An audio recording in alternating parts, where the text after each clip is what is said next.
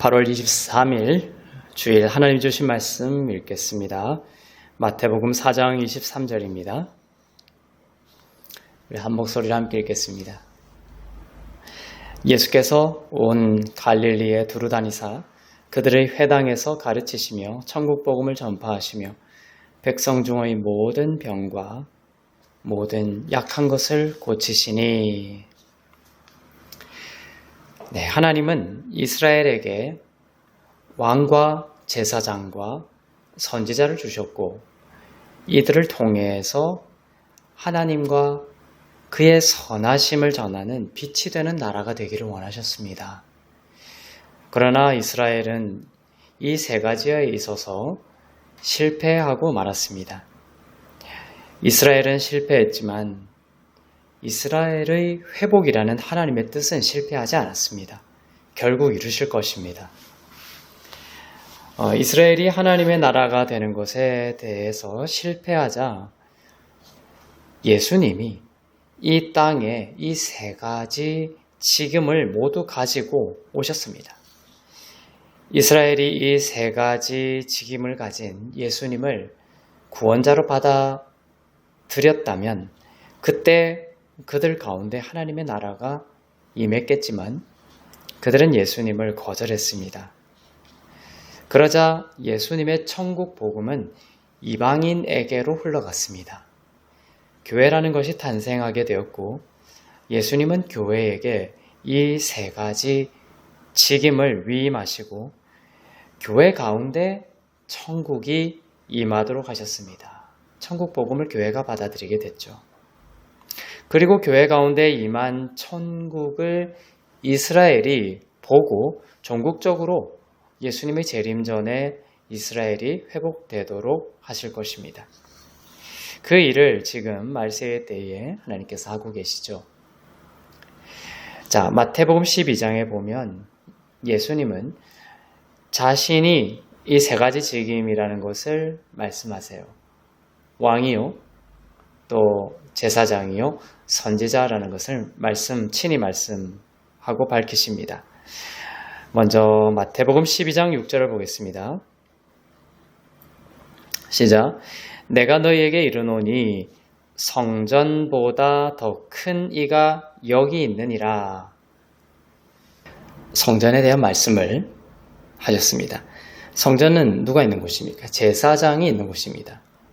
성전보다 더 큰 이가 여기 있다는 말씀에는 바로 예수님이 바로 참된 제사장이다라는 것을 밝히신 것입니다. 자, 그 다음은 선지자죠. 마태복음 12장 41절입니다. 시작. 심판 때에 니느웨 사람들이 일어나 이 세대 사람을 정죄하리니 이는 그들이 요나의 전도를 듣고 회개하였음 이거니와 요나보다 더 큰 이가 여기 있으니. 요나보다 더 큰 이가 여기 있으니. 자, 요나는 누구였죠? 선지자였습니다. 요나보다 더 큰 이가 여기 있다고 하시므로 예수님은 자신이 누구다? 참된 선지자이심을 밝히신 것이죠. 그 다음은 왕입니다. 마태복음 12장 42절입니다. 이 모두가 다 12장 안에 있습니다. 시작. 심판 때에 남방 여왕이 일어나 이 세대 사람을 정죄하리니 이는 그가 솔로몬의 지혜로운 말을 들으려고 땅 끝에서 왔음이거니와 솔로몬보다 더 큰 이가 여기 있느니라. 솔로몬은 왕이었습니다. 솔로몬보다 더 큰 이가 여기 있다 하심으로 예수님이 참된 왕이심을, 가장 위대한 왕이심을 밝히신 것입니다.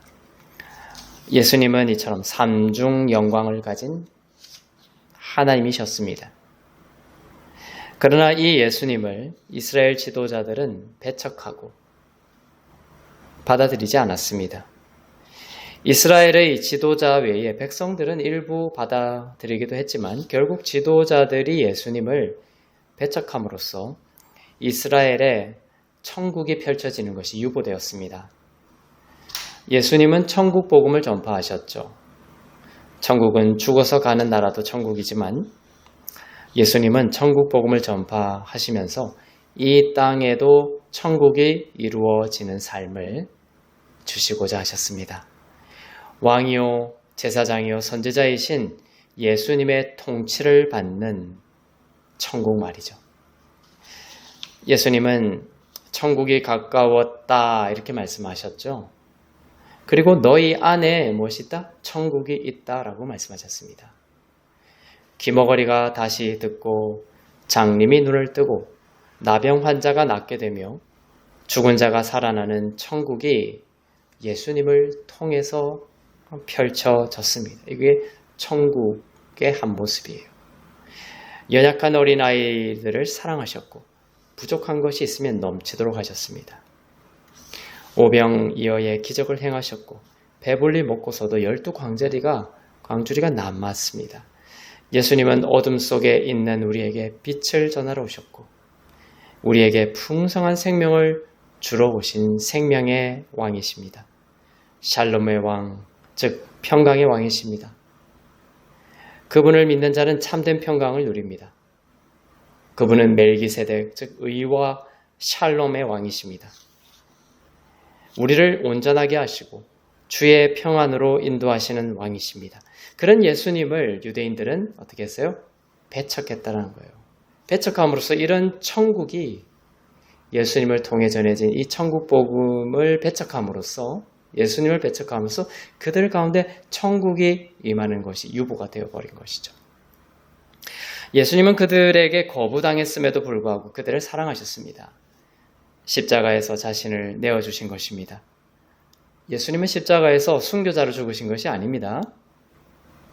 속죄 제물로 죽으신 것입니다. 죄를 모르시고 죄를 짓지 않으시고 죄가 없으신 예수님께서 십자가에서 우리의 죄를 지시고 짊어지시고 속죄 제물이 되셨습니다. 그리하여 우리의 모든 죄를 용서하셨습니다. 그 속죄는 이스라엘을 위한 것이기도 하고 그를 믿는 이방인들을 위한 것이기도 합니다.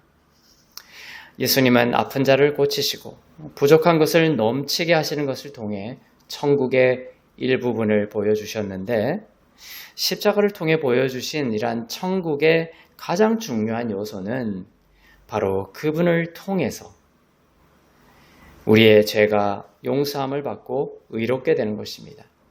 그분을 통한 죄사함과 의롭게 하심이 천국에 우리가 이 땅을 살아갈 때 그 천국이 이루어지고 경험하는 것의 가장 중요한 요소라는 것이죠. 우리의 모든 죄를 아시는 하나님께서 우리의 얄팍한 기억에 의존한 모든 죄가 아니라 그분이 아시는 우리의 모든 죄를 예수님의 몸에 전부 지우셨고 그 결과 하나님이 아시는 우리의 모든 죄가 용서함을 받았습니다. 믿으십니까? 우리가 기억할 수 있는 죄만 사함받았다라고 한다면 우리가 새로 죄를 지을 때마다 하나님께 고백해야 할 것입니다. 사람들은 대부분 또 큰 죄만 고백하죠. 아무리 고백을 해도 수많은 죄가 인간에게 남아있을 것입니다. 사람이 인식하고 또 알고 있고 또 고백하는 그 죄만 사함을 받는다라고 한다면 사람의 영혼에는 결코 영원한 평안이 없을 것입니다. 하나님이 없다라고 말하는 그 무신론자도 벗어나지 못하는 게 양심이에요. 뭔가 잘못하면 잘못했다 이렇게 말하죠. 양심이. 그렇게 말하는 것이 양심입니다. 술이나 음악이나 선행이나 종교적인 행위로 아무리 잠재우려고 하지만 잠재울 수 없는 게 뭐예요? 바로 양심이에요. 기침을 참을 수 없다고 하지만 본질적으로 인간은 이 양심을 벗어날 수 없습니다. 잘못하면 잘못했다라고 소리치는 그 양심이죠. 잠재운 듯 해도 이 모든 종교적인 행위와 음악이나 선행이나 술로 잠재우려고 하지만 잠재운 듯 해도 집에 가서 침대에 누우면 다시 떠오릅니다. 인간이 결코 도망할 수 없는 것이 바로 양심이죠. 바다 끝까지 도망을 가도 여전히 거기 있습니다. 이 양심의 문제를 해결하지 않는 한 인간에게는 결코 평안이 없을 것입니다. 천국을 온전히 누릴 수가 없다라는 거예요. 하나님은 우리에게 예수님을 통해 천국 복음을 전하시고 천국을 우리가 누리기를 원하세요. 그런데 우리의 양심의 문제, 이 죄와 의로움의 문제가 해결되지 않으면 우리는 온전히 천국을 누릴 수가 없다는 거예요. 병든 자를 고치고 또 일으키시고 또 부족한 것을 공급해 주시고 하시지만 그것은 본질적인 것이 아니에요. 양심의 문제가 해결되는 것이 아니라는 것입니다. 그래서 그것으로 인해서 천국이 온전히 우리에게 경험되어지는 것이 아니라 결국은 예수님의 그 복음을 통하여 우리의 모든 죄가 사함을 받고 의롭게 되었다라는 이 천국의 가장 본질적인 진리가 우리에게 받아들여지고 누려질 때 우리는 천국을 누릴 수가 있는 것입니다. 이 양심의 문제를 해결하지 않는 한 평안이 없다는 것입니다. 천국을 온전히 누릴 수가 없습니다. 끝없이 내부로부터 자꾸만 고발이 있게 돼요. 고발이. 내부로부터 소리쳐 올라오는 고발을 여러분 느끼십니까? 아마 매 순간순간 그 고발이 있다는 것을 여러분들 자세히 들여다보면 알 것입니다. 그래서 고통스러워요. 그래서 천국을 누릴 수가 없습니다. 평안하지 못하는 이유예요. 외적으로 아무리 화려하고 풍족해 보이더라도 가장 중요한 그 내면의 고발과 정죄와 그 양심의 고발 때문에 천국이 아닌 지옥을 사람들은 살아가고 있습니다. 그래서 진짜 하나님의 나라는 천국은 우리 밖에 있는 것이 아니라 먼저 우리 안에서 이루어져야 하는 것입니다. 누가복음 17장 20절에서 21절입니다. 시작. 하나님의 나라는 볼 수 있게 임하는 것이 아니요 하나님의 나라는 너희 안에 있느니라. 하나님의 나라가 우리 안에서 본질적으로 이루어지기를 원하시는 것입니다. 복음을 통해서, 예수님의 그 천국 복음을 통해서, 죄사함과 의롭게 하심이 중심이 된 그 하나님 나라의 복음을 통해서 말이죠. 밖의 문제에 대해서도 하나님은 구원자가 되시지만 하나님 나라의 본질은 우리 안에서 영혼과 그 양심의 구원이 이루어지고 평안이 이루어지는 것입니다. 온전한 양심을 갖게 되는 것입니다. 즉 도망치지 않아도 되는 양심을 갖게 되는 것입니다. 그것이 천국이죠. 그리스도 안에서 나의 모든 죄가 사함을 받고 의롭고 온전하게 사랑 안에서 하나님께 받아들여지고 회복하게 되었다라는 온전한 양심을 우리가 가지게 되었을 때, 그게 깊이 머물게 될 때 우리는 진짜 천국을 누릴 수가 있는 것입니다. 그래서 명상이든 요가든 수많은 종교에서 오만 그 영성 훈련을 하지만 이 복음이 없음으로 인해서 예수 없는 인생에는 결코 평안이 없는 것입니다. 그 양심의 고발을 어떤 것도 예수님의 피 외에는 잠재울 수 없다는 것입니다. 천국이 없어요. 예수님 외에는. 사람들은 이런 말을 하기도 합니다. 십자가에서 예수님이 죄를 지셨다, 죄를 대신 지셨다라고 말하는 대신에 이렇게 말하는 사람이 있어요. 예수님이 살인자가 되셨다. 십자가에서. 예수님이 십자가에서 강간범이 되셨다. 예수님이 소아성애자가 되셨다. 십자가에서. 이렇게 말하는데 사실은 바른 표현이라고 볼 수가 없어요. 성경은 예수님이 제물로서, 죄가 없으신 분이 제물로서 우리의 죄를 짊어지신 것입니다. 우리의 죄를 지시고 하늘을 보시면서 다 이루었다. 테텔레스타이, 요한복음 19장 30절. 예수께서 십자가에서 다 이루셨다라고 하셨을 때 예수님이 지신 우리의 모든 죄는 사라졌습니다. 깨끗게 되었습니다. 과거와 현재와 미래의 모든 죄가 단번에 사라졌습니다. 거룩한 제물로서 우리의 죄를 대속하는 사역을 다 이루신 것입니다. 완성하셨습니다. 내 영혼을 아버지 손에 부탁하나이다 라고 그의 영혼을 내려놓으셨고 그 이후로는 누구도 예수님 몸에 어떤 뼈조차도 부수고 손대지 못했습니다. 하나님은 예수님을 존귀하게 하셨고 아무도 누운 적이 없는 무덤에 누이셨습니다. 3일째 되던 날 예수님의 부활을 통해 하나님께서는 예수님이라는 제물을 온전히 기쁘게 받으셨고 우리의 죄를 사하실 뿐만 아니라 의롭게 하시는 모든 사역이 완성되었다라는 것을 부활을 통해 우리에게 보여주셨습니다. 우리 죄가 사함받은 이유는 하나님이 그래, 그럴 수 있지. 죄 지을 수 있으니까 내가 한번 눈 감아 줄게 해서가 아닙니다. 하나님께는 절대로 그럴 수가 없어요. 하나님은 정당하게 우리는 죄를 용서받은 것입니다. 의로운 방법으로 죄사함을 받았습니다. 어떤 방법이죠? 예수님이 십자가에서 우리의 죄값을 치르신 것이죠.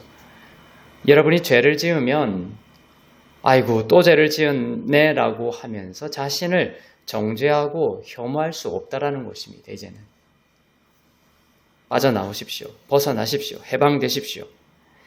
예수님은 우리 죄에 대한 심판과 형벌을 대신 받으셨습니다. 형벌받는 인생 이제 살지 않기를 바랍니다. 사냥꾼이 올무에서 벗어난 새와 같이 자유롭고 기쁘고 감사한 천국의 삶을 사세요. 우리가 우리의 죄 때문에 벌을 받지 않게 하시려고 예수님이 우리 죄에 대한 심판과 형벌을 대신 받으신 것입니다. 십자가 위에서 예수님의 죽음은 하나님의 그 거룩함이 요구하는 모든 기준에 부합했습니다.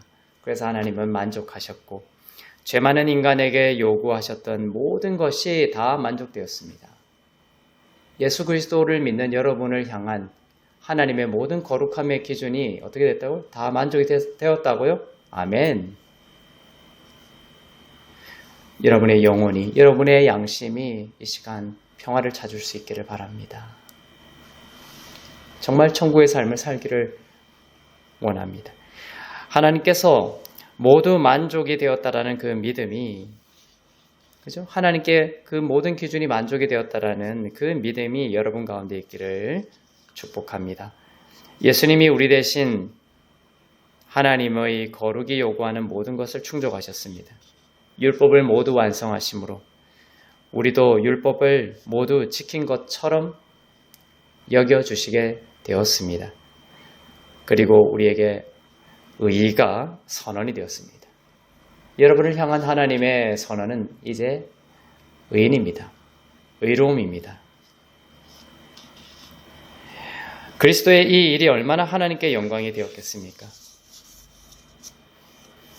우리를 향한 하나님의 선언이 여전히 죄인이라고 하는 그런 그릇된 비진리 속에서 살면서 양심의 소리를 그대로 받아들이고 천국의 삶이 아닌 지옥의 삶을 아직도 살아가는 인생들이 있다면 이 시간 천국 복음을 듣고 천국의 삶을 살 수 있기를 바랍니다.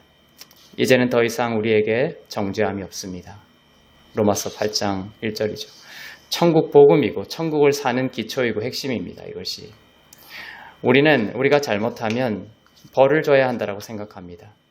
벌을 줘야 또 변하고 성장할 수 있다고 생각하죠. 의식하든 또 의식하지 않든 자신을 벌 줘야 한다고 생각합니다. 우리의 양심과 결부된 우리의 깊은 곳에 이러한 의식이 작동하고 있어요. 벌 줘야 한다. 양심이 고발하고 또 우리가 벌 받아야 한다라는 이 영적인 비복음의 패턴이 있다라는 거예요. 그래서 젊은 청소년들은 급기야 자해까지 합니다. 고통을 느껴야 정당하다라고 생각하고 자해하죠. 또 적지 않은 청소년들이 부모가 이혼하면 또 자해합니다. 자신을 탓하기 때문이죠. 나의 삶을, 나의 영혼을 형벌 속에 밀어넣는 것입니다. 나는 벌받아야 한다는 생각으로 자신의 삶을 망가뜨립니다. 사람들의 수많은 열심, 수많은 수고, 수많은 친절, 수많은 선행 속에 사실은 이것이 숨어 있어요. 양심의 고발, 그리고 그에 따라서 나는 벌을 받아야 한다라는 그러한 깊은 결박이 있는 거예요. 우리 안의 양심은 이처럼 뭔가 잘못하면 그 값을 치러야 한다라고 믿죠. 그래서 죄를 지으면 이렇게 생각합니다. 저기 이제 심판이 다가온다. 저기 이제 채찍이 다가온다. 저기 정죄가 온다라고 생각합니다. 그런 생각에서 도망치기 위해서 또 흔한 방법이 무엇이죠? 다른 사람을 정죄하고 판단하고 혐오하고 배제합니다. 결국 다른 이의 문제가 아니라 우리 안의 영혼과 양심의 문제였던 것입니다. 그래서 이 양심의 문제가 해결된 사람들은 그런 모든 인간의 외부적인 모순을 끌어안게 돼 있어요. 판단하는 것이 아니라. 그리스도 예수 안에 결코 정죄함이 없다라는 것이 천국을 사는 비밀입니다. 하나님이 봐주셔서가 아닙니다. 거룩한 하나님께서 예수님이 벌 받으신 그 죄로 또다시 나를 벌하신다면 하나님은 더 이상 거룩하신 하나님이 아니게 되죠. 하나님이 거룩하시다라는 말을 여러분 떠올릴 때마다, 말할 때마다, 생각할 때마다 꼭 기억하세요. 하나님이 거룩하시다라는 말 속에는 이제 하나님이 예수 그리스도를 통해서 이제 우리에게 남아있는 벌이 있다 없다? 없다라는 뜻이기도 하다는 거예요. 하나님은 거룩하시다라는 말은 예수님께 모든 그 거룩의 요구가 다 그분의 대속의 형벌을 통하여서 충족이 되고 이제 우리에게 남아있는 형벌이 심판이 없다라는 것을 뜻하기도 한다. 하나님의 거룩하심이 이제 내 편이 된 것입니다. 놀라운 은혜입니다. 영광스러운 천국 복음입니다. 하나님의 거룩하심이 이제 내 편이 되었다니요. 얼마나 기쁜 소식입니까? 복음입니다. 좋은 소식입니다. 예수님은 장사된 지 사흘 만에 죽은 자 가운데서 부활하셨습니다. 죽음을 정복하셨습니다. 죽음을 정복하셨습니다. 여러분이 가장 두려워하는 것, 그것이 바로 죽음에 대한 공포입니다. 사람들이 가진 공포심은 대부분 죽음에 대한 공포가 근원입니다. 사람들은 어떤 사건이 일어나기 전에 그 사건 때문에 죽는 것이 아니라 병드는 것이 아니라 그것이 일어나기도 전에 두려움이 먼저 오는데 그 두려움 때문에 죽는 거예요. 두려움 때문에 병에 걸립니다. 두려움 때문에 다급하게 모든 일들이 망치는 거예요.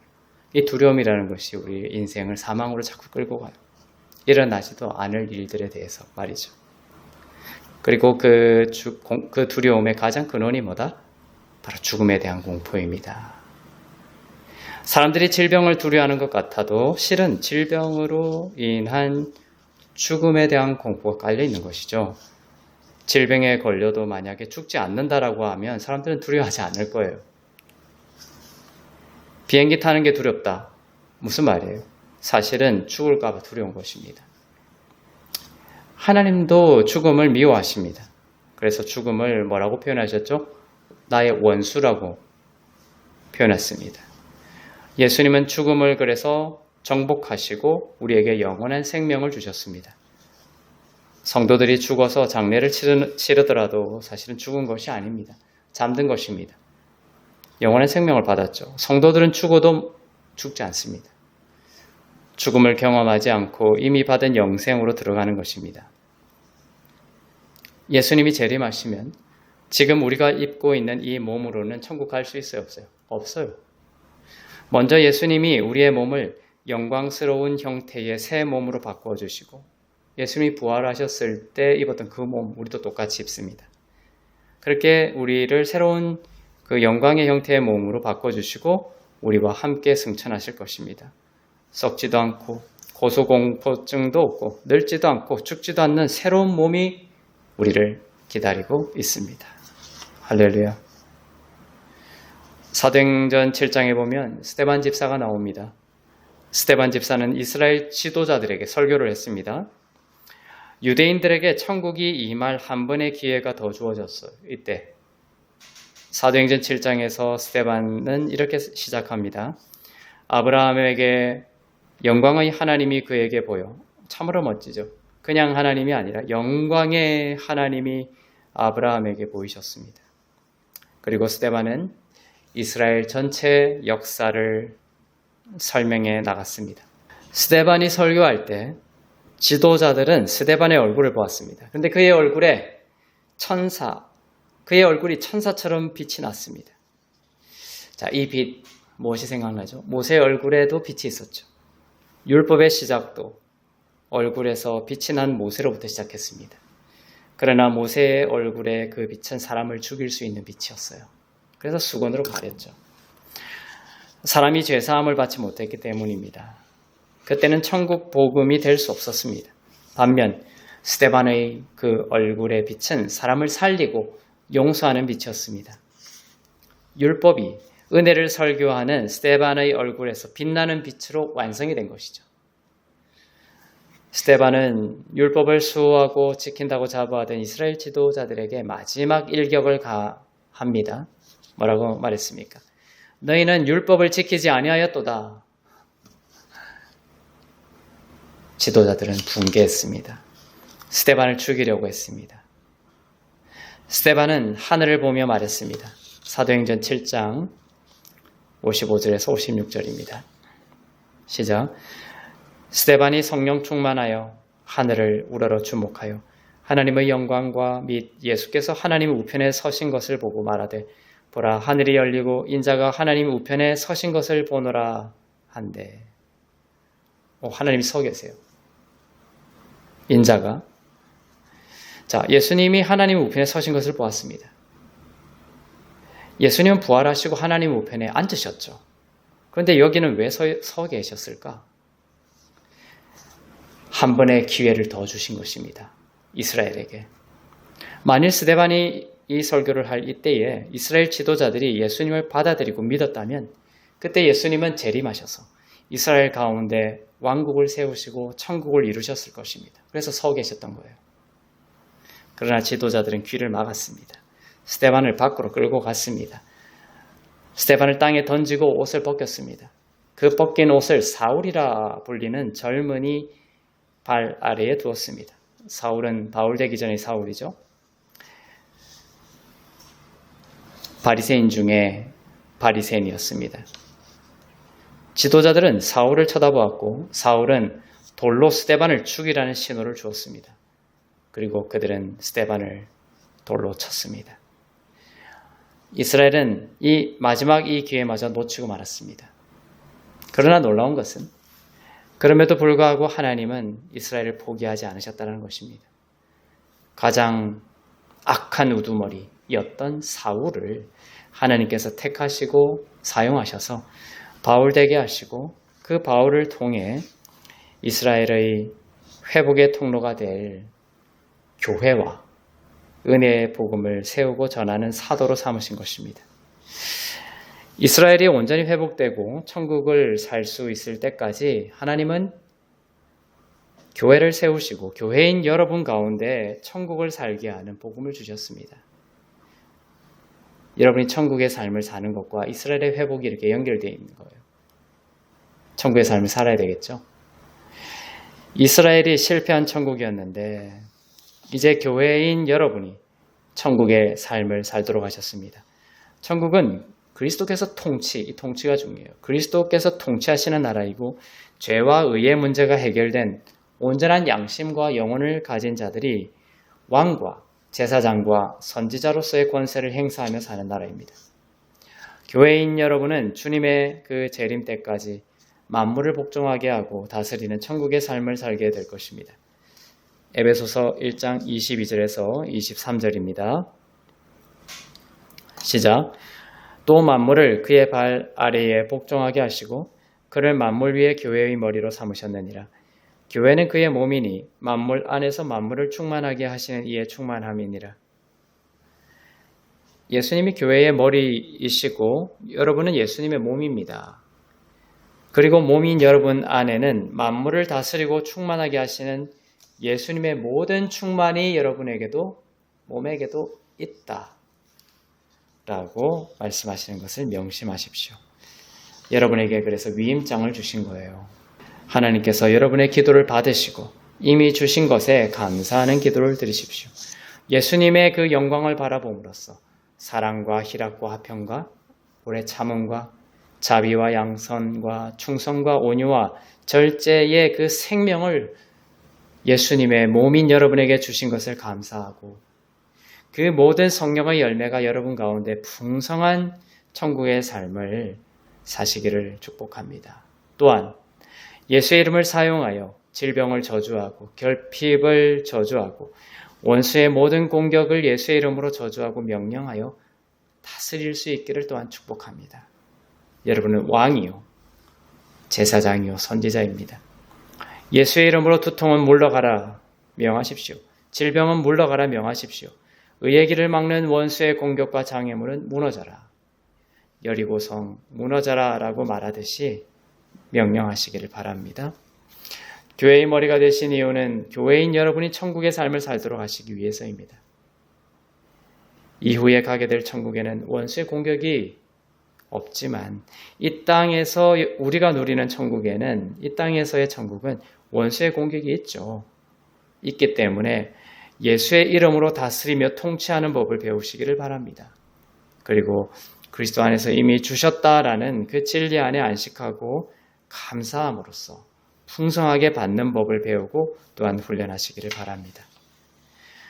사랑을 비롯한 모든 성령의 열매를 풍성하게 누리고 예수의 몸된 교회로서 원수의 모든 유혹과 공격을 통치하고 다스리는 천국의 삶을 살고 또한 전하는 사랑하는 주의 자녀들 다 되시기를 주의 이름으로 축복합니다. 기도하겠습니다. 사랑이 많으신 하나님 아버지, 왕이요 제사장이요 선지자 되시는 예수 그리스도를 우리에게 보내주심을 감사합니다. 십자가에서 우리의 모든 죄를 대신 지시고 완전한 속죄를 이루셨으며 부활하심으로 우리를 의롭다 하시고 더 이상 정죄함이 없게 하심을 믿습니다. 우리의 양심과 영혼의 참된 평안과 천국을 이루어 주옵소서. 이미 그리스도 안에서 주신 의와 생명과 성령의 열매를 감사함으로 풍성히 누리게 하시고 예수님의 몸된 교회로서 사랑과 희락과 화평 가운데 살게 하옵소서. 예수님의 이름으로 모든 어둠과 두려움과 원수의 공격을 물리치며 이 땅에서 천국을 누리고 전하는 왕이요 제사장이요 선지자의 삶을 살게 하옵소서. 전쟁과 재난이 땅에 구원자로 임하여 주시고 질병으로 아파하는 자녀들 예수 그리스도의 보혈로 낫게 하옵소서. 모든 것이 하나님의 은혜임을 고백하며 드린 예물 위에 기름 부으사 쓰이는 곳마다 복음이 전파되고 교회가 세워지고 하나님의 나라가 더욱 온전히 임하게 하옵소서. 감사드리며 이제는 우리 주 예수 그리스도의 은혜와 하나님 아버지의 사랑과 성령님의 위로교통 새롭게 하심의 역사가 예수님의 몸된 교회로서 주님의 다시 오실 그날까지 예수의 이름으로 풍성한 천국의 삶을 살기를 소망하는 주 안에서 의롭고 흠없고 거룩한 교회 가운데 선교사님들 가운데 나라와 민족들 가운데 이제부터 영원토록 충만하시기를 간절히 축원하옵나이다. 아멘.